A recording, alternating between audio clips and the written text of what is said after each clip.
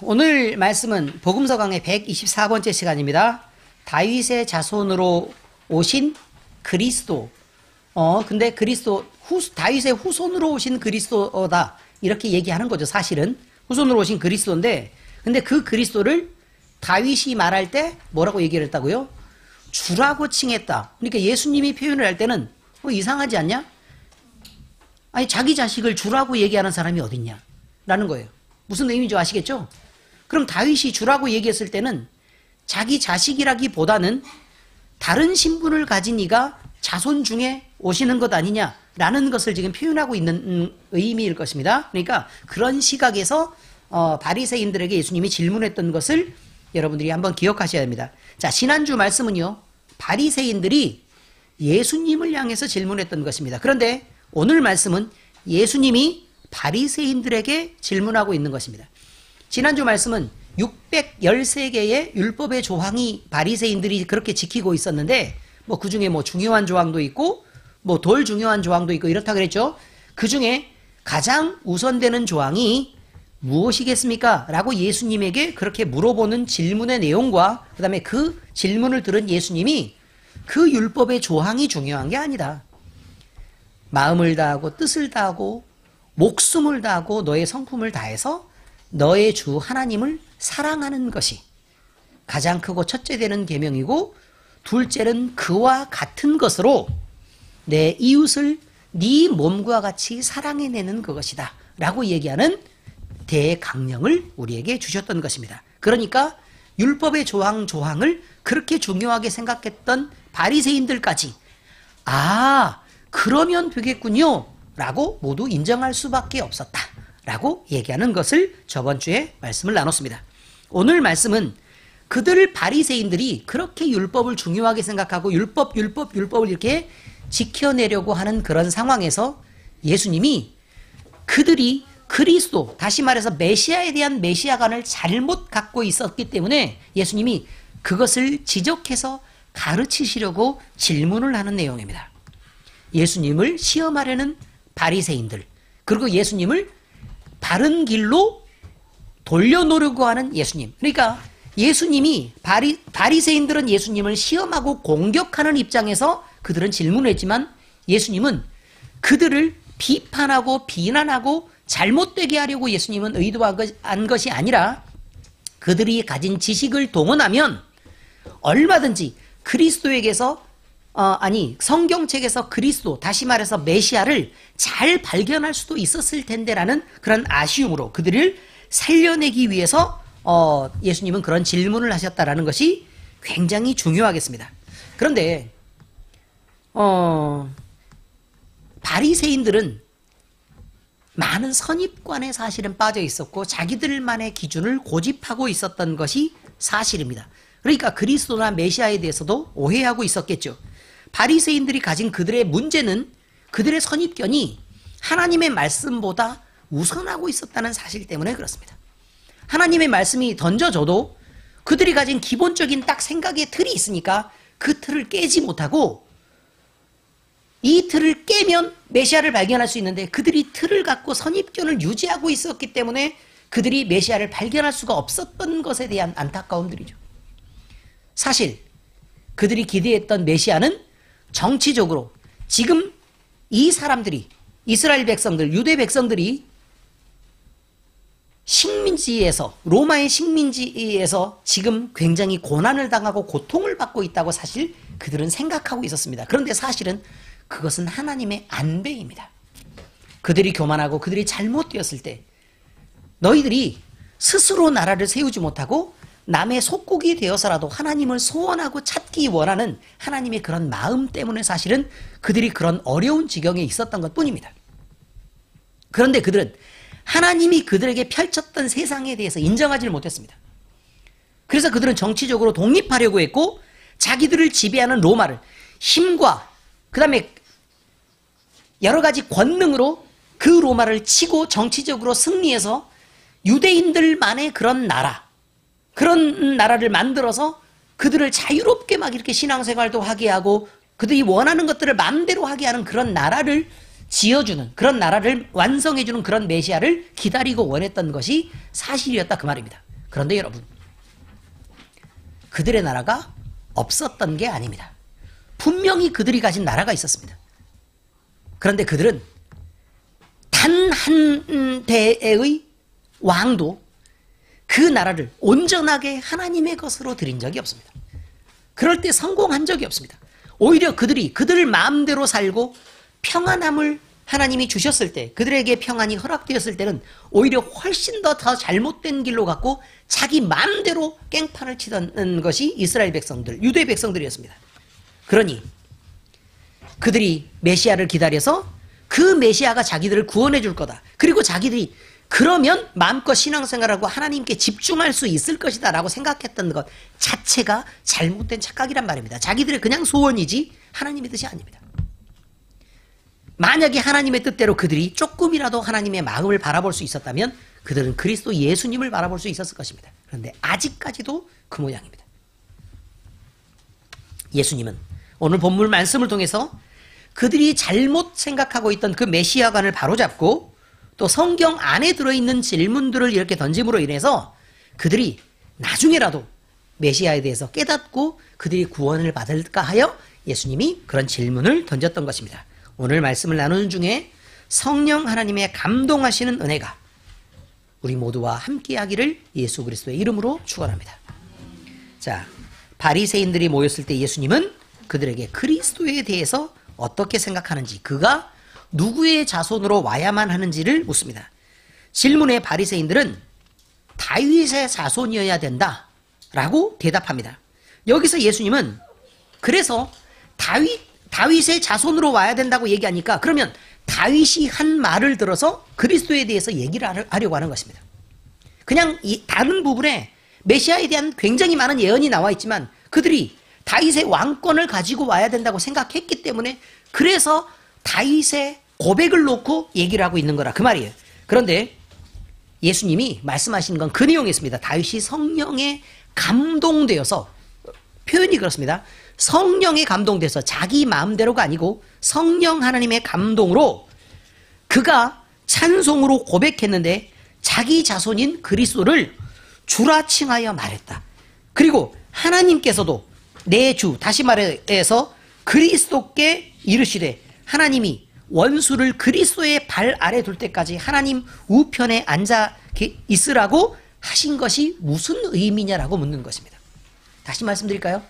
하나님이요, 메시아를 보내고 그 메시아를 모든 원수를 멸하고 그 다음에 그들을 밟고 서서 그 발 아래 둘 때까지 하나님의 권능의 보좌의 우편에 앉아 있어야 한다 라고 하나님이 다윗에게 성령의 감동을 통해서 말씀하시는 것이 무슨 뜻이냐는 거예요. 이 질문에 따르면 그리스도가 단지 다윗의 가문에 있는 자식에게 그 자식, 그 자식의 그 자식이라면 다윗은 한참 할아버지인 대왕이 되고 그리스도는 그 아래서 그 왕권을 이어받는 어느 누구쯤 될 것입니다. 그런데 어떻게 다윗이, 대왕인 다윗이, 통일왕국의 대왕이었던 다윗이 어떻게 그를 주라고 부를 수 있겠냐 그 말이에요. 왕국도 크고 권력도 대단하며 다윗은 하나님의 사랑을 받은 대제국의 통일왕국의 첫 번째 왕이었습니다. 그러니 태조와 다를 바가 없죠. 그렇지 않습니까? 그런데 그가 어떻게 그 다음으로 와서 나라를 회복하는 왕을 갖고 주라고 칭할 수 있겠냐는 말이에요. 왜 하나님은 또 사탄의 세력이 그리스도의 발 아래 완전하고 영원하게 복종할 그때까지 하나님의 권능의 보좌에 앉아있으리라는 영적 전쟁에 관한 얘기는 도대체 왜 했냔 말이에요. 그들이 이스라엘의 제국에, 그러니까 온 나라에 대해서 얘기를 한 게 아니라 하나님은 그리스도에 대해서 말할 때 왜 다윗은 주라고 얘기를 했고 하나님은 세상 전쟁이 아니라 영적 전쟁에 대해서 얘기를 했냔 말이에요. 질문을 들은 바리새인들은요, 성경을 거의 다 외우고 있다시피 합니다. 거의 다 외우고 있다시피 해요. 그런데 그 말씀을 모를 리가 없겠죠. 그렇지 않습니까? 그리고 그 뜻을 그렇구나 라고 해서 설명을 들었을 때 그 뜻을 애매하게나마 감지하지 못했을 리가 없습니다. 왜냐하면 다윗의 성령 충만한 수많은 찬송시들이 영적 전쟁들을 말하고 있습니다. 여러분이 시편을 읽어보면 다 알 수 있습니다. 영적 전쟁에 대해서 얼마나 많은 고백들을 다윗이 하고 있는지, 그 다음에 그 승리를 노래하고 하나님이 그 영적 전쟁에서 이기게 해주신다는 내용이 너무도 많이 있기 때문에 그렇습니다. 시편을 보면 단지 사울의 공격을 피해서 자기가 죽음을 모면하기 위해서만 그렇게 얘기하고 있지 않다는 것을 그냥 알 수 있습니다. 사울이라고 보기에는 너무 그 전쟁에 대한 얘기가 사울과 관계가 없는 내용이 너무 많이 나와요. 사실은. 시편을 이해한다면 그들은 그 말씀을 부인할 수가 없을 것이다. 그런 말이죠. 그러나 그 시편을 온전히 만약에 그들이 이해했었다면 그리스도로 오신 예수님을 부인할 수도 없었을 것입니다. 그러니까 그들은 겉으로 껍데기로만 알았지 그 속에 있는 진짜 의미들은 온전하게는 모르고 있었을 것이다 라는 것이 오늘의 고민이 되는 것입니다. 예수님의 질문을 들은 이들은 예수님의 말씀을 완전히 이해해서 대답하는 자는 아무도 없었습니다. 왜냐하면 그걸 이해할 만한 수준을 갖고 있지 않았으니까요. 그러나 그 질문이 자기에게 찔림이 되지 않은 사람도 존재하지 않았을 것입니다. 왜냐하면 성경에 나온 그 내용이 사실이었기 때문에 그렇습니다. 그리고 그날 이후로 그 찔림들 때문에 사실은 예수님이 그리스도에 대해서 예수님께 다시 물으며 그에게 시비하는 자가 없었다. 이렇게 성경은 얘기하고 있습니다. 그러니까 알아들을 만큼은 알아들었다. 이런 말입니다.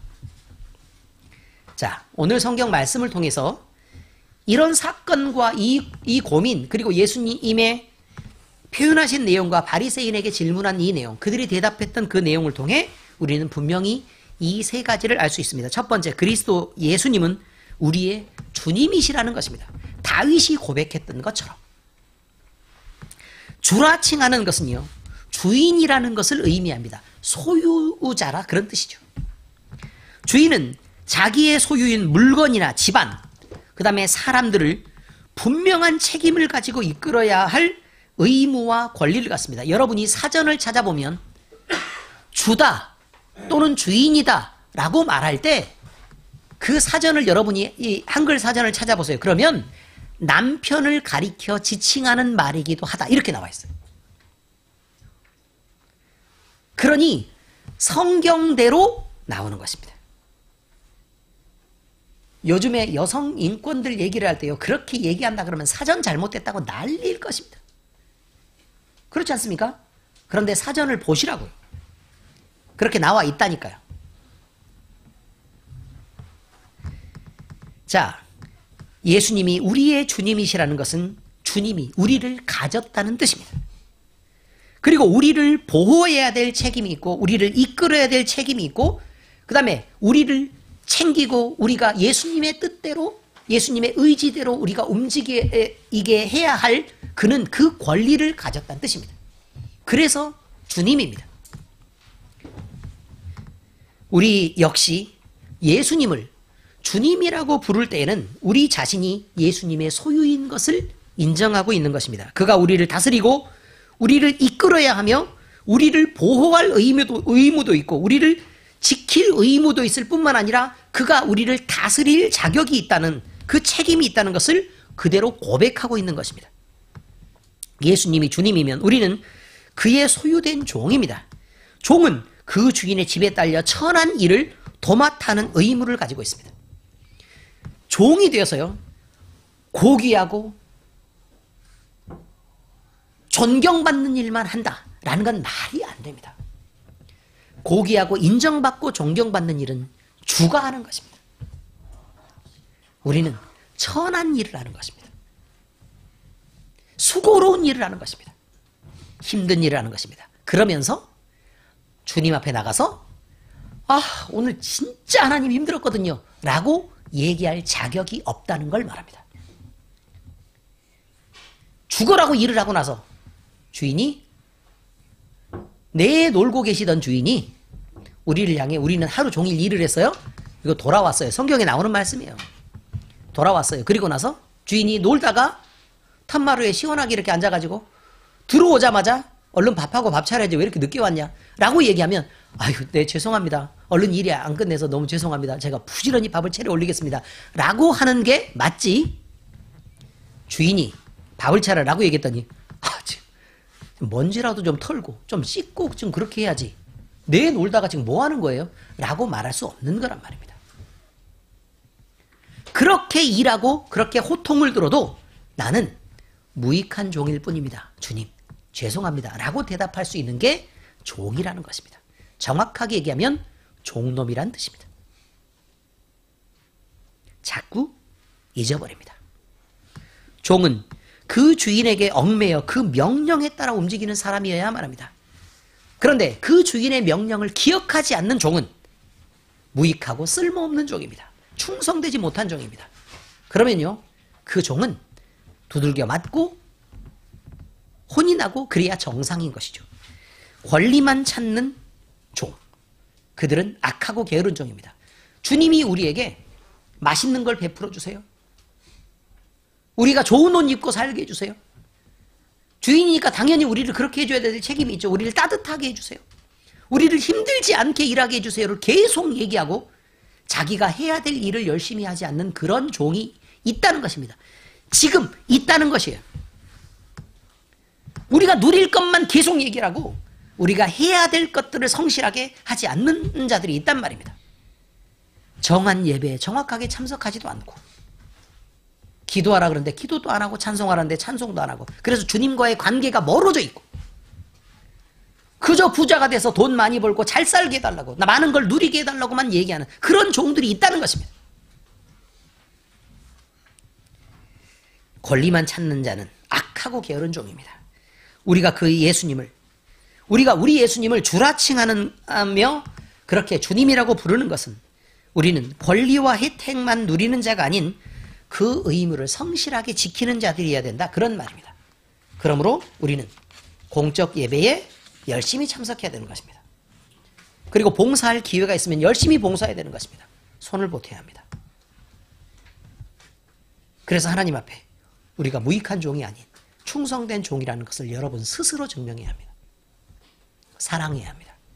용서하고 이해해야 합니다. 왜냐하면 그것이 주의 뜻이기 때문에 그렇습니다. 여러분이 할 수 있다 없다를 주인은 말하지 않습니다. 저는 미움이 자꾸 생겨서 이해가 안 되는데요.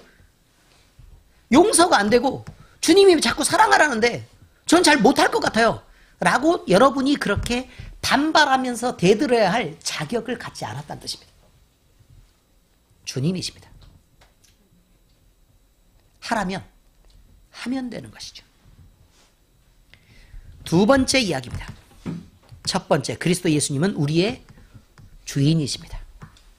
두 번째, 예수님은 모든 원수의 세력을 정복하고 그들을 밟고 서실 분입니다. 우리는 우리가 만나야 할 육신의 미래에는 관심이 많습니다. 그래서 노후를 어떻게 지낼까? 나중에 우리가 돈을 벌어서 얼마나 호화롭고 평화롭게 살까? 얼마나 병에 걸리지 않고 혹시나 병에 걸리면 큰 돈이 들어갈지도 모르니까 그 일을 얼마나 우리가 잘 대비하고 있을까를 늘 생각합니다. 그러나 우리의 영적인 미래에 대해서는 별 관심들이 그렇게 있지 않습니다. 그럼에도 불구하고 성경은 우리의 육신은 그저 잠깐 지나가는 그림자와 같고 영원한 생명을 보장하는 영적 미래는 우리에게 훨씬 더 중요한 것이라고 말씀합니다. 그러니 우리는 신앙을 착각해도 한참이나 착각하고 있는 것입니다. 그 미래에 우리는 예수님과 함께 있게 될 것입니다. 지금 우리가 사는 세상은 원수 마귀와 귀신들이 득실되는 세상입니다. 그들이 자기 세상인 줄 알고 난리를 피우고 소동을 일으키고 문제를 일으킵니다. 이 어두운 세상에서도 우리는 예수님과 함께 있기 때문에 그들의 종으로 살지 않아야 될 권리를 받았습니다. 우리는 그들의 종이 아닙니다. 주님이 주인이시니까 주의 종입니다. 이제 우리는 우리 주님이신 예수님과 함께 왕노릇합니다. 왜냐하면 그들이 지배할 수 없고 오히려 우리가 예수 그리스도의 이름으로 그 권세로 우리가 지배하는 자이기 때문에 그렇습니다. 그런데 왜 구질구질하게 사십니까? 여러분이 가진 어려움을 여러분이 어려움을 만나면 왜 예수 그리스도 이름으로 이것들이 떠나가라고 선포하지를 못합니까? 왜 그렇게 선포할 때 그 일이 이루어지지 않을까봐 두려워서 떠십니까? 그건 여러분의 일이 아닙니다. 선포하는 것까지는 주인을 믿고 하는 일이지 어느 종놈이 지가 권력을 갖고 선포하는 놈이 어디 있냔 말입니다. 어느 종놈이 자기 실력을 믿고 거들먹거리는 종이 어디 있냔 말이에요. 종이 무슨 권리가 있습니까 도대체. 우리가 선포하는 것, 우리가 분명하게 이야기하는 것은 주인을 믿는 것입니다. 주인의 백이죠. 그 주인을 신뢰하는 종은 마음껏 주인의 권세를 누리는 것입니다. 그러나 그 주인을 믿지 못하고 주인과의 관계가 나빠 있고 맨날 사고치는 종놈은 주인이 나를 돌보지 않을까봐 두려운 것입니다. 그래서 밖에 나가서도 늘 빌빌대고 다니는 것입니다. 어느 대감집에 권세를 어마어마하게 가진 대감집의 종놈은 웬만한 벼슬아치보다 세력이 높은 것입니다. 그렇지 않습니까? 아니 와가지고 어느 현감이 와가지고 대감이 있는데 어느 현감이 와가지고 나 자네 우리 대감님 좀 만나게 해주게. 그럼 종놈이 뭐라 그래요? 사극을 보면 저리 가시오. 우리 주인은 시간은 없으십니다. 이렇게 얘기해요 안 해요? 그죠? 주인한테 물어봤어요? 아니잖아요. 지 맘대로 하는 일입니다. 우리 주인 바빠요. 너 같은 사람 만날 시간이 없어. 라고 얘기하는 거죠. 또요. 와가지고 아유 그러지 말고 내가 이렇게 이런 선물을 갖고 왔으니까 자네가 이만큼 먹고 좀 제발 좀 만나게 좀 해주게나. 내가 좀 부탁할 게 있어서 그러네. 아 나 연기할까요? 지금 빠져드시는데 지금? 잠깐 그런 내용이 있었네요. 그러면요 종이 뭐라 그래요? 휙! 던져버리고 바닥에 굴러요 이거에. 나 이런 거 필요한 게 아니에요. 이거 알면 혼나는데 이 사람이 지금 큰일 날 사람이 저리 가요 이렇게 얘기한다고요. 현감이 높아요 종이 높아요? 아유 신분상으로 현감이 높죠. 그렇지 않습니까? 근데 실제 권세는 누가 갖고 있다고요? 어느 집 종놈이냐가 중요하다니까요. 종놈이라고 똑같은 종놈 아니다 그 말입니다. 아셔야 됩니다. 우리가 선포하는 모든 일에는 주인을 믿는 백으로부터 시작하는 것입니다. 그의 이름을 의지하는 것입니다. 예수 그리스도의 종이 되면 우리가 그의 충성된 종이 되면 우리는 그의 권세를 갖고 마음대로 휘두르면 됩니다. 물론 그의 뜻이 중요하지만 그런데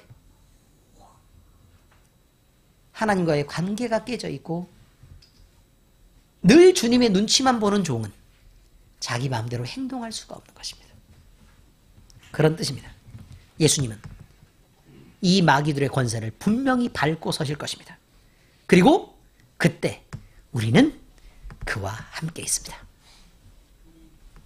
시편 110편 1절 여호와께서 내 주에게 말씀하시기를 내가 네 원수들로 네 발판이 되게 하기까지 너는 내 오른쪽에 앉아있으라 하셨도다. 이렇게 되어 있습니다. 발판이 된다 라는 뜻이 무슨 말이죠? 밟고 선다는 얘기입니다. 네, 그럼 밟고 선다는 말이 무슨 말이죠? 전쟁에서 싸워서 완벽하게 이겼다. 그리고 그는 완벽하게 복종했다라는 의미가 될 것입니다. 자, 세 번째입니다. 논쟁을 합니다.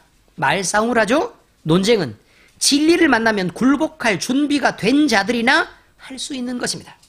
논쟁은 그저 싸워서 이기라고 하는 것이 아닙니다. 이건 무식한 자들의 말싸움인 것입니다. 논쟁은 예로부터 더 바르고 현명한 길을 찾기 위해서 주장을 하고 거기에 반박하고 하는 그 싸움들이 있었던 것입니다. 둘은 싸우고 적대감을 가지라고 하는 것은 수준 낮은 논쟁입니다. 그런데 그 논쟁을 통해 더 바른 길을 찾고 싶어서 사실은 논쟁이라는 게 있는 것입니다. 그런데 논쟁을 하는 자들이 무조건 이기려고만 하고 더 좋은 길을 발견하려고 하지 않는 자들은 사실 논쟁을 할 자격 자체가 없단 말입니다. 논쟁을 하는 수준에 이르지 못하는 거예요. 그냥 가치도 그 방법도 모르는 문외한들은 모든 논쟁을 말싸움으로만 알고 늘 이기려고만 합니다. 내가 이기는 게 중요한 게 아닙니다. 사실 논쟁은. 그렇게 시도하는 것들은 논쟁의 가치를 깔아뭉개는 무식한 자들의 수준에 불과한 것입니다. 여러분에게 혹시 의견을 내놓고 그 의견을 주고 대립을 할 상황이 생기면 여러분이 주장하는 것과 다른 사람이 주장하는 것들 중에 더 좋은 방법이 무엇인지를 늘 생각해야 합니다.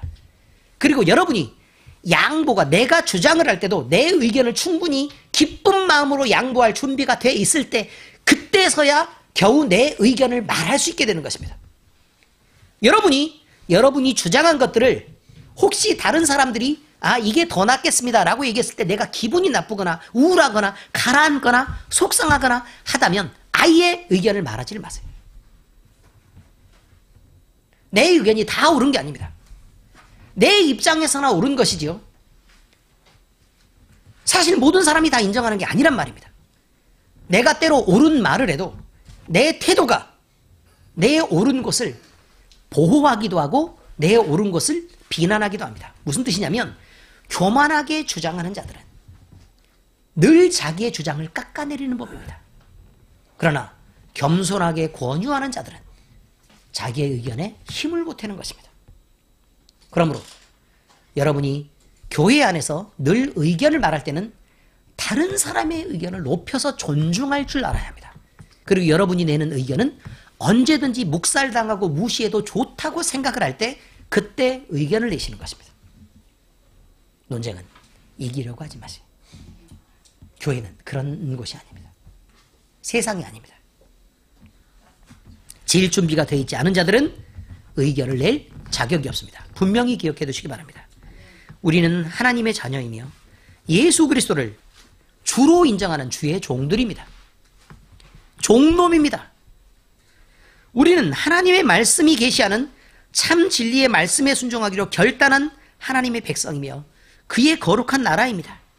이 중요한 가치와 고귀한 신분이 우리를 영원히 감동하고 그 감동이 하나님께 영광을 돌리는 삶을 살아낼 수 있도록 우리를 이끌어갈 수 있기를 우리의 주 되신 예수 그리스도의 이름으로 축원합니다. 바리새인들은 그렇게 하지를 못했기 때문에, 진리를 만나도 그들의 주장을 굽힐 수 없었기 때문에 그들이 몰매를 맞는 것입니다. 기도하겠습니다.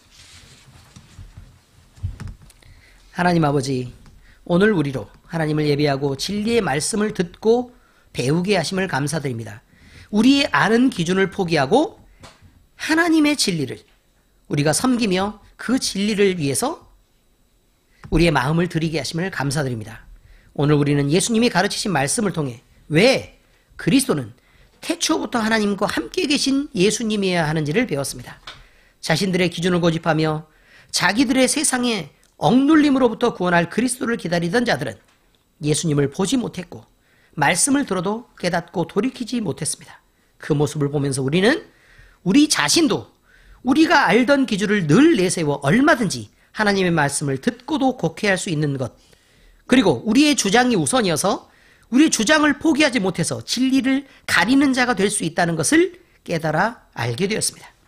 하나님, 우리에게 하나님의 말씀을 듣고 바로 이해하는 분별과 그 말씀을 우리의 삶에 적용할 지혜를 주시고 말씀을 우리의 마음대로 왜곡하지 않는 겸손을 허락해 주시옵소서.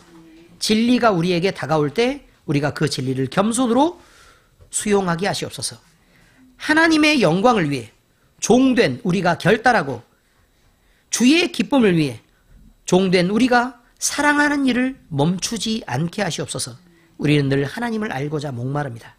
우리를 가르치시옵소서. 우리에게 성령 충만을 주시고 성령의 감동을 더하셔서 주님을 알게 하시옵소서. 이 모든 말씀을 살아계신 우리 주님 예수 그리스도의 이름으로 기도드립니다.